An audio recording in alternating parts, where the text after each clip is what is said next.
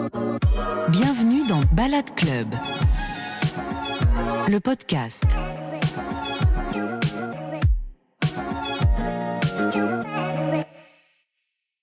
Hello, c'est Wesley, bienvenue dans le Balade Club podcast, le podcast dans lequel on parle de future of work et même de future of cowork. Je suis aujourd'hui avec Justine.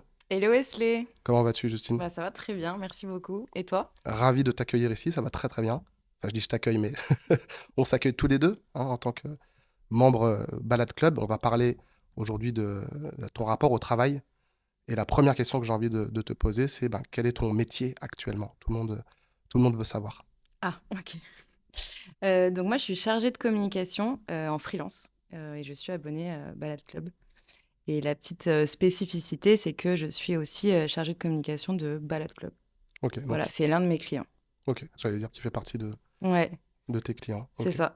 Tu fais ça depuis combien de temps ? Est-ce que c'est depuis la fin de tes études ? Tu as enchaîné directement sur... Non, pas du tout. Ça fait seulement 2 ans que je suis freelance. Alors, pas que je travaille en communication, mais que je suis freelance, ça fait 2 ans, ouais. Ok. Mais t'étais déjà dans la com avant, j'en déduis ? Oui. Ouais, j'ai fait un master en com, moi. J'ai fait DUT com, après licence com et master com. Ok. Voilà. Et alors pourquoi être devenu indé ? Alors moi, c'est une longue histoire, mais en gros, j'ai fait beaucoup d'alternance dans mon cursus scolaire. Donc, j'ai bossé pour des grosses boîtes et je me suis vite rendu compte que ma place n'était pas là. Et donc, du coup, quand j'ai choisi de postuler ensuite après mon master, j'ai choisi une toute petite entreprise qui valorisait plutôt l'humain. Voilà. Et je me suis retrouvée très vite entrepreneur au bout de 2 ans. Ok. Donc ça coulait de source pour toi ? Oui. Alors, ça coulait pas de source de par mon environnement familial, parce que moi, je viens d'une famille plutôt avec des militaires, des gens qui bossent dans le public, service public, qui n'ont pas du tout la fibre entrepreneuriale, qui avaient très peur de ça pour moi, justement. Et moi, ma génération, deux de mes cousines et moi, on est entrepreneurs, ouais. Et on est la première génération d'entrepreneurs dans la famille. J'aime bien cette phrase, on est la première génération d'entrepreneurs dans la famille. Très dramatique. Et à ce propos, justement, est-ce que tu as un fun fact à nous révéler, quelque chose de particulier dans ta jeune carrière ? Oui, mon premier métier d'entrepreneur, ça a été restauratrice. Je me suis lancée dans la restauration à 25 ans. J'ai monté un restaurant végétarien à Croix-Rousse. Et ça a été ma première expérience entrepreneuriale, qui était d'ailleurs incroyable. Une expérience incroyable, qui m'a bien mis dans le bain et qui, en plus, je pense, est un métier d'entrepreneur qui est le plus compliqué, entre guillemets, à comprendre pour des gens qui ne sont pas entrepreneurs, comme mes parents, par exemple, et pour d'autres gens aussi qui sont salariés. Voilà. Ça doit être compliqué à faire aussi, d'être dedans, t'as tellement d'éléments à gérer, quoi. J'imagine la logistique des produits, ensuite que tu vas transformer sur place, les histoires de marge, voilà, faut se lever tôt, quoi. C'est au ça. Sens propre comme figuré. Oui, en plus, c'est pas mon fort, moi. Mais oui, en fait, tu touches à tous les métiers de l'entrepreneur, quoi. La comptabilité, le marketing, la communication, la cuisine, le service, beaucoup de métiers d'entrepreneur, en tout cas, tout en même temps. Okay. Et il faut vite que ça marche. donc, tu as fait ça pendant combien de temps ? Pendant 3 ans. Ok. Voilà, je crois, 3 ans, ouais. Et t'es partie parce que ça marchait plus vraiment ou c'est que tu t'en es lassée ? Alors moi, j'ai eu la chance que ça marche très rapidement, le restaurant. J'ai eu 2 associées différentes et le concept a très bien pris. Le resto tournait correctement. Après, on est vite limité par le nombre de places assises, par exemple. Et donc après, il faut se poser des questions de développement. Au moment où moi, je me suis dit, est-ce que je veux développer ou pas, je me suis rendu compte que je n'avais pas l'équilibre vie pro, vie perso dont j'avais envie. Donc, je suis partie. J'ai vendu mes parts à mon associée avec qui je m'entends encore très bien. Et elle a d'ailleurs, elle aussi, vendu depuis une semaine. D'accord. Voilà. Ah ouais, donc c'est tout récent. Ça y est, le restaurant appartient à quelqu'un d'autre maintenant. Mais il existe toujours. Ouais. Il existe toujours, il a le même nom. Le bébé grandit, quoi. Oui, c'est ça. Ouais. Okay. Donc, c'était une très belle expérience entrepreneuriale que je conseille, mais il faut être bien sûr de là où on met les pieds. Parce que moi, je l'ai fait un petit peu de manière innocente en me disant que ça allait être génial, etc., que c'était un projet d'une vie et je me doutais pas de ce qu'il y avait derrière. Voilà.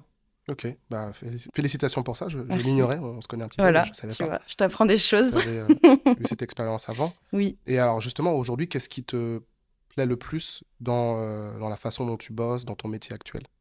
Alors, justement, en ayant été restauratrice, je sais à quel point la liberté a un coût. Et j'adore le fait aujourd'hui d'être libre de l'endroit où je travaille. Parce que quand on est pieds et poings liés à un local, c'est très dur Mmh. psychologiquement. Et maintenant, j'apprécie vraiment le fait de pouvoir choisir où je travaille tous les matins. Ça, c'est un luxe pour moi, c'est vraiment un luxe. Et ce que j'apprécie, c'est aussi de travailler entre amis. Ce que je faisais déjà au restaurant, parce que quand on a un restaurant, on choisit un petit peu avec qui on travaille. Mais aujourd'hui aussi, je suis entourée de gens que j'aime beaucoup, qui correspondent à mes valeurs, qui correspondent à mon énergie. Et ça, pareil, je trouve que c'est un luxe. Ça n'a pas de prix. Yes. Non, Voilà. mais parfaitement d'accord là-dessus sur la question de la liberté. Alors, je le rappelle pour les auditeurs ou les personnes qui nous regardent. Donc, Justine, toi, tu fais de la communication pour les marques. Mm.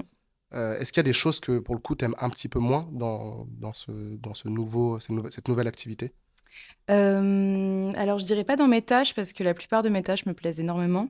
Je dirais plus globalement sur le statut d'entrepreneur, que je trouve parfois très ingrat. On se sent parfois seul, on se sent parfois pas protégé, je trouve, Mm. par rapport à des salariés. Souvent, d'ailleurs, on n'est pas protégé, on doit payer plus, on doit travailler plus. Des fois, c'est un peu dur de se dire que malgré le fait qu'on travaille plus, qu'on se donne, qu'on perde parfois un peu d'équilibre, eh bien, il faudra toujours qu'on fasse plus que les autres pour arriver à gagner autant ou à avoir une même qualité de vie. Mm. Et ça, c'est dur, je trouve. Ouais, C'est dur de se dire, OK, c'est plus dur, mais je le fais pour ça. Il faut tout le temps se le rappeler, je trouve. de Voilà. ouf. Mais est-ce que c'est pas un peu le prix de la liberté? Oui, c'est le prix, mais c'est juste qu'il faut se le rappeler souvent parce que. Bien sûr. Mais sinon, dans mon métier, non, j'aime beaucoup. Après, j'ai beaucoup de chance en ce moment dans ma vie car j'ai des clients que j'adore, des missions que j'adore. Donc, ça va pas tout le temps être comme ça, je pense. Mais le jour où je pourrais moins choisir, bah, je saurai aussi pourquoi je le fais. Mm. Voilà. Ok. Euh, bon, donc, tu as déjà, je sais pas quel âge tu as aujourd'hui, Justine, on peut le dire. J'ai 32. 32. Ok, donc ouais, j'ai l'impression que tu as vécu pas mal d'expériences différentes Oui. déjà. Enfin, en tout cas, moi, je vois au moins trois gros blocs dans ta carrière. Quels sont si on dézoome un tout petit peu de toi, de ton expérience, quelles sont les mutations dans le monde du travail que tu observes depuis que tu es diplômé?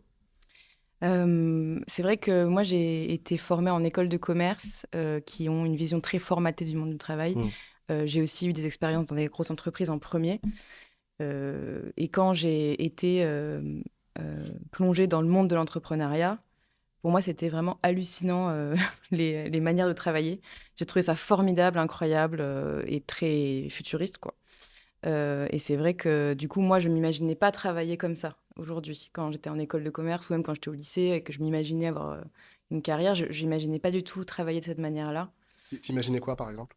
Un boulot très sédentaire avec des locaux avec des carrés au plafond, Hmm. tu vois, un peu Les néons blancs. les néons blancs, les pauses café. Enfin, vraiment, j'imaginais tout ça et ça me faisait, j'arrivais pas à me retrouver là-dedans, mais je savais pas qu'il y avait autre chose qui existait.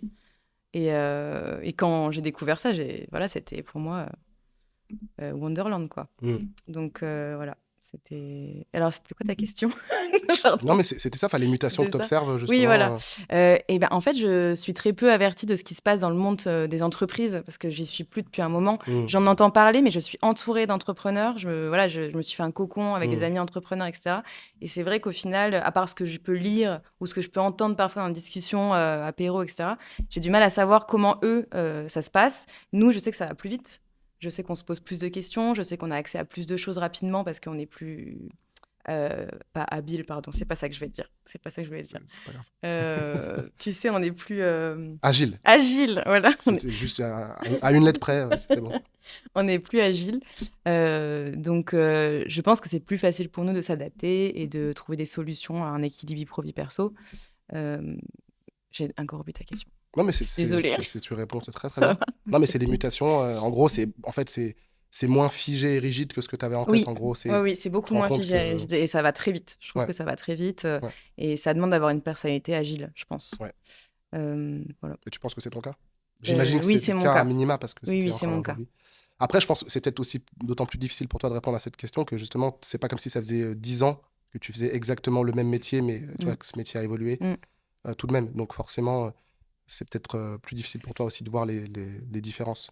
Tu vois ce que je Après, veux dire? si la question c'est qu'est-ce qui a changé au niveau des outils, au niveau des Ouais. pratiques dans mon travail, Mm. je le vois, je le sais. Enfin, si c'était ça la question. Bah, ouais, ça, tu peux Ouais. répondre comme ça aussi. Oui, il y a des choses qui existent aujourd'hui qui n'existaient pas il y a 10 ans. Et moi, mes cours d'école, c'était vraiment, ça n'a plus rien à voir avec Ouais. aujourd'hui. Bon, déjà qu'en école, je trouve que, bon, C'était pas ça, forcément hyper à la page déjà. ouais, je trouve qu'ils sont quand même encore plus en retard que les entreprises. Parce Mm. qu'en fait, les profs, c'est souvent des anciens de grosses entreprises. Donc, du coup, il y a vraiment un gros décalage, un Mm. gros gap entre le vrai monde du travail et alors entre le monde de l'entrepreneuriat et l'école, c'est catastrophique, quoi. Ouais. D'ailleurs, il faudrait faire des écoles d'entrepreneuriat, en fait, parce que Ça manque, ça ouais, manque. ça Et manque, surtout en France, hein. Ouais. surtout en France, ouais. Et donc, moi, j'utilise des outils aujourd'hui qu'évidemment, on m'a pas appris à utiliser à l'école, qui sont merveilleux d'ailleurs. Mm. Mais ouais, ouais, ça va très vite, c'est chouette d'ailleurs. Ouais, moi, je pense que, enfin, je suis persuadé qu'on apprend beaucoup plus sur le terrain Mm. que pendant ses études. Après, ça dépend des études qu'on fait, évidemment. Si tu fais médecine, c'est important quand même, Ouais, à minima, oui, voilà, que tes c'est sûr. compétences matchent avec le diplôme. Mais moi, Mm. pour le coup, qui ai fait des études de marketing, effectivement, j'ai l'impression que quand j'ai eu mon diplôme, il était déjà, c'était déjà Obsolète. caduc et obsolète, Ouais, exactement. Donc après, ouais, j'ai j'avoue. appris sur le Mm. terrain. Forcément, il y a quelques trucs, tu vois, les 4 P en marketing, Oui, tu vois, mais ça s'arrête à peu près là, quoi. ouais. Surtout quand tu as des professeurs qui sont parfois docteurs en marketing, mais tu te dis, Mm. OK, le mec, il a jamais vraiment mis les pieds dans une boîte. C'est Donc, ça, ouais, voilà, sans être dans le jugement, dans c'est la fou. critique ou quoi, Ouais, mais ouais. ouais. Bon, parlons un petit peu rythme de travail, Justine. Justement, donc, tu es sortie de ce projet de restauration pour justement te recentrer sur toi, avoir plus de temps. À quoi ça ressemble une semaine type de Justine aujourd'hui? Alors moi, j'essaie de me caler quand même à un rythme entre guillemets salarié. Mm. J'essaie d'arriver à 9 h le matin, j'essaye de partir pas trop tard le soir. Bon, après, la vie est faite qu'il y a des surprises et des choses qui se passent qui t'empêchent d'avoir un rythme comme ça, mais j'essaie de me l'imposer, d'avoir un rythme 9 h 18 h. OK. J'essaie de pas bosser le week-end. Bon, en fait, au moins une fois par mois, je le fais, mais c'est parce que c'est la vie d'entrepreneur aussi. Mm. Mais ouais, voilà, mon rythme, c'est plutôt ça. C'est OK. Donc, plutôt. tu as une bonne base 9 to 5, hein, comme diraient les Oui, Américains. j'essaie. Mais tu Ouais, peux aller switcher, genre si tu as un rendez-vous médical, un truc à faire voilà. un mercredi Mm. après-midi à Bah, ça, 15 c'est heures, tu peux le faire, quoi. le luxe de Ou tu l'entrepreneur. compenses parfois le dimanche pour. Ouais, Ouais. oui, c'est ça, exactement. Après, j'essaie cette année, parce que moi, je suis jeune entrepreneur freelance. Mm. Enfin, voilà, je suis pas jeune entrepreneur, mais je suis jeune freelance. Et j'essaie de comprendre un petit peu comment découper mon planning. Je pense que la solution, c'est aussi de découper par client et par tâche pour pas se laisser surprendre par les urgences constamment. Et d'anticiper, d'automatiser au maximum. Voilà, c'est ce que j'essaie de faire en ce moment et qui me change la vie. L'automatisation, c'est voilà, une révolution. Et ouais, c'est m'organiser au maximum. Je m'organise au maximum pour. En fait, mon rêve, c'est la semaine de 4 jours. Mm. Dans ma tête, c'est comme ça que j'essaie de le faire. Là, j'y arrive pas encore. Soit parce que je suis pas assez rapide encore, j'essaie d'être le plus rapide possible, soit parce que je m'organise pas encore Mm. assez bien. Mais moi, je crois en la semaine de 4 jours. Je crois pour Ouais. l'équilibre vie pro vie perso, j'y crois à 100%. Mm. Et puis après, quand on est indépendant, il y a tout simplement la question de sa tarification. Forcément, les tarifs, plus on se vend cher aussi, C'est que ce ça. soit à la journée ou au projet, et moins on a besoin de bosser C'est ça. pour gagner autant, quoi. Donc, Mm, mm. mais effectivement, c'est tout un ensemble de facteurs et je pense que c'est un travail de tous les instants quand on est indépendant ou entrepreneur et trouver son rythme. Et comment ça se passe pour toi justement entre voilà, l'équilibre vie pro, vie perso, le fait d'avoir cette semaine bien segmentée, est-ce que ça t'arrive globalement à avoir une vie sociale Oui. épanouie? Alors moi, j'ai de la chance aussi. Je me sens très chanceuse sur beaucoup de points, même si c'est dur des fois la vie d'entrepreneur. Mais je bosse avec mes amis, donc ce qui est chouette, c'est que je passe des moments avec eux à la journée. Après, on se voit aussi le soir. Enfin, moi, c'est ça mon équilibre en ce moment, en tout cas. Je sais que certaines personnes diront: ah non, moi, je ne comprends pas comment on peut bosser avec ses amis. J'ai beaucoup d'amis qui sont en agence, par exemple, qui me disent moi, voilà, c'est pas, je suis pas là pour me faire des amis, ce sont mes collègues, etc. Et on débat beaucoup sur ça. Mais moi, j'aime beaucoup, en tout cas, travailler avec mes amis. Ça m'anime, ça me rend très heureuse. Trop bien. Donc c'est comme ça que je trouve mon équilibre. Je pense que le cœur de mon équilibre vie pro vie perso, c'est de travailler avec des gens que j'apprécie. Voilà. Donc après, je sais qu'on ne peut pas travailler que avec Mm. des gens qu'on apprécie, mais j'essaie de le faire au maximum. Et quand j'ai le choix, je fais ce choix-là. Et après, je me remets en question tous les jours hein, sur l'équilibre vie pro-vie perso. C'est sans arrêt des questionnements.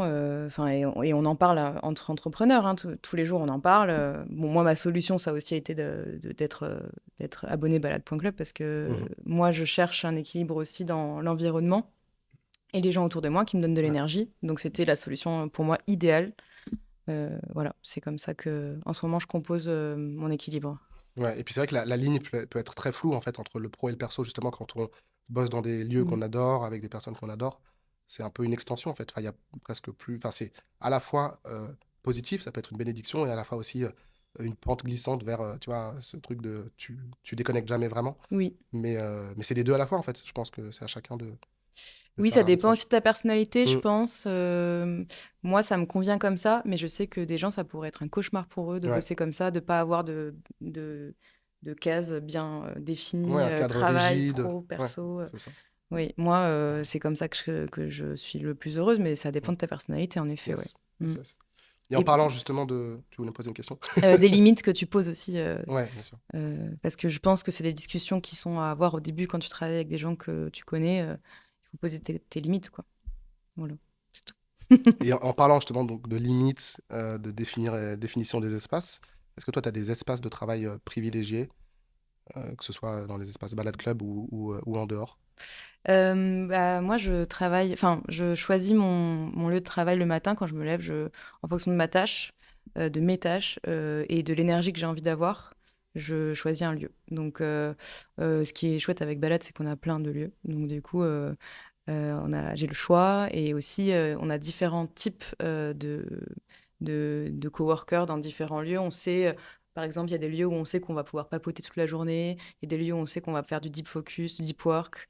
Voilà, et c'est même dans certains lieux, il y a des petits recoins où on peut faire du deep work, des recoins où on peut plus papoter.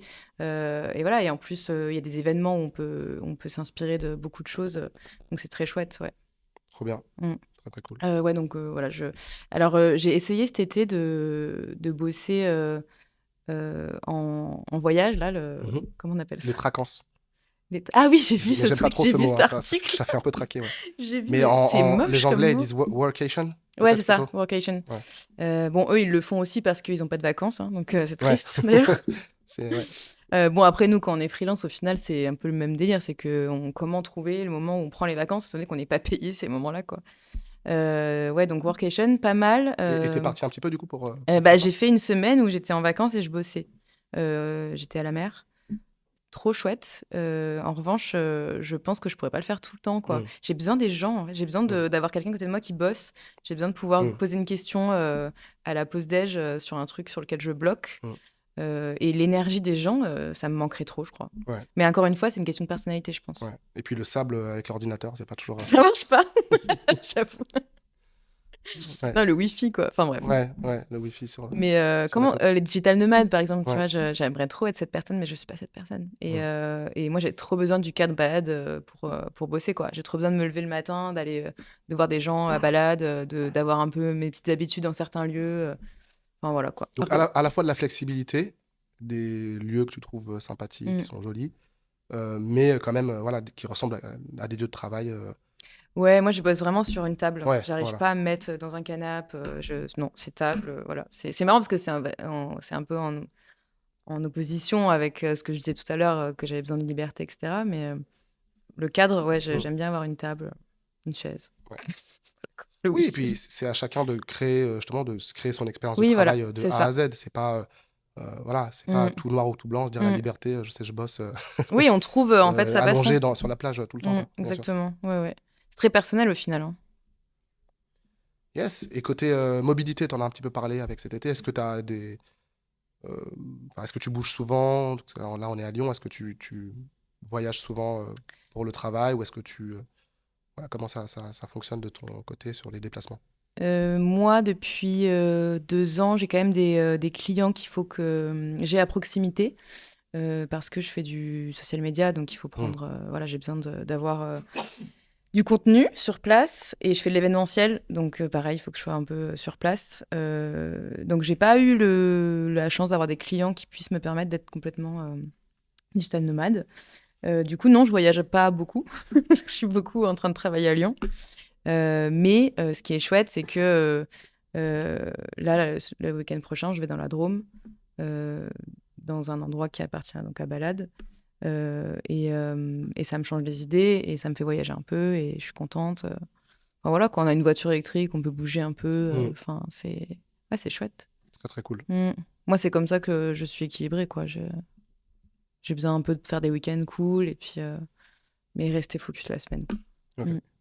Et alors, côté matériel, on parlait tout à l'heure de l'ordinateur avec le sable. Oui. Est-ce que tu as du matos spécifique pour ton travail, juste un ordinateur? Est-ce que tu as un setup particulier? Ouais, non, j'ai un MacBook Air. Et après, quand je fais du contenu, j'ai des micros et un pied pour mon iPhone. Voilà. Ok. Ouais, c'est tout. J'ai pas besoin de grand-chose. Après, j'adore les doubles écrans. On a des doubles écrans dans les lieux à balade. C'est vraiment génial, en fait. Ah oui, quand tu peux je te trouve. brancher, avoir Ouais. le double écran ou en tout cas déjà voir ton écran en recopie Ouais, d'écran non, en moi, plus c'est grand. pas Ouais. en recopie, mais en double. Ouais. Tu bosses plus vite, en fait. Bah oui, C'est génial. Enfin, c'est... trop Voilà. bien. Justine, Oui, voilà, n'oublions pas que le hashtag de ce oui, podcast, c'est vrai. c'est Future of Work et Future of Cowork. Oui. C'est quoi, toi, ta vision du futur du travail? Ta vision rêvée un petit peu de... Rêver? Ok. Moi, mon rêve, qu'est-ce que ce serait? Bah, déjà la semaine de 4 jours. Ok, Ça, c'est t'en mon as rêve parlé pour tout à tout le l'heure. monde. Ouais. Que tout le monde soit cadré sur 4 jours. J'aimerais bien que l'IA nous permette de travailler moins, mais en étant payé pareil. Ça serait cool. Mhm. Qu'on revalorise un peu le prix du travail, quoi. Ouais. Je pense que c'est possible. Je pense que on peut s'arranger pour que l'IA soit une solution pour être plus équilibré.